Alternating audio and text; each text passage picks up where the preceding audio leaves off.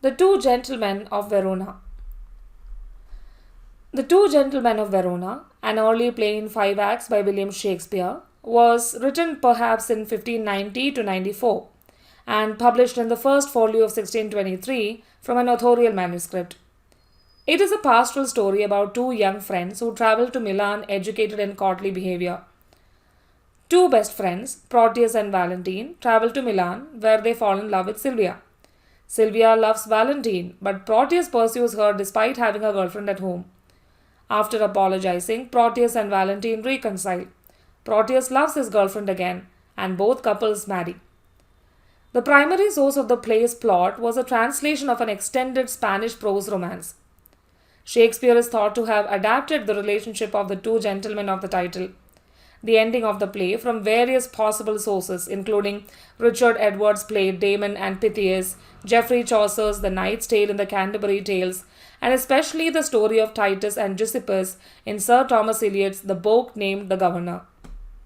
Major characters: Valentine and Proteus, two young gentlemen from Verona who are best friends but love the same woman. Sylvia, beloved of Valentine, she rebuffs the advances of Proteus. Julia, young woman who loves Proteus, she remains loyal to him even though he becomes infatuated with Sylvia. Duke of Milan, father of Sylvia, he attempts to force her to marry the vain Thurio. Antonio, father of Proteus. Thurio, a foolish rival of Valentine. Summary of the play. Act 1. Alright, so we've got these buds, Valentine and Proteus, and they are saying their goodbyes. Valentine is off on a journey, while Proteus is sticking around Verona for his crush, Julia. Julia's maid, Lucetta, hands her a love letter from Proteus, and even though Julia acts like she is not into it, she is totally smitten. Act 2. Proteus's dad, Antonio, sends him off to Milan. Julia is heartbroken, but they exchange some sweet words before parting ways. Proteus rolls into Milan with his pal Lance and his trusty pup Crab. Over at the Duke's court, Valentine falls for Sylvia, the Duke's daughter. Valentine's quick-witted page, Speed, helps him see that Sylvia is feeling the same way. But wait, Proteus spots Sylvia and suddenly switches his crush from Julia to her. In Act 3, there's some drama brewing. The Duke wants Sylvia to marry Thurio, but Valentine and Sylvia run away together.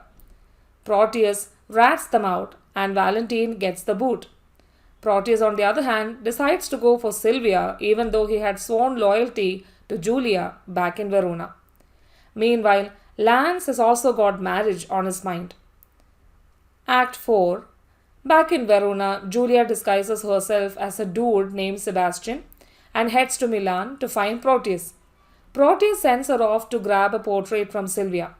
Sylvia staying loyal to Valentine, though, and she convinces a knight, Sir Eglamour, to help her find him. In Act 5, Valentine's out in the wilderness, captured by a gang of noble outlaws who make him their leader. Sylvia and Sir Eglamour get caught by the outlaws too. Proteus and company show up to rescue Sylvia, but Proteus starts getting a bit too pushy. Lucky for everyone, Valentine steps in and stops him. Julia reveals herself. Proteus realizes he messed up and Valentine and Sylvia make up. Oh, and the Duke approves of all this lovey-dovey stuff, so everyone is getting hitched. Even the outlaws get a pardon. And that's a wrap. Love wins and Verona is all about those wedding bells.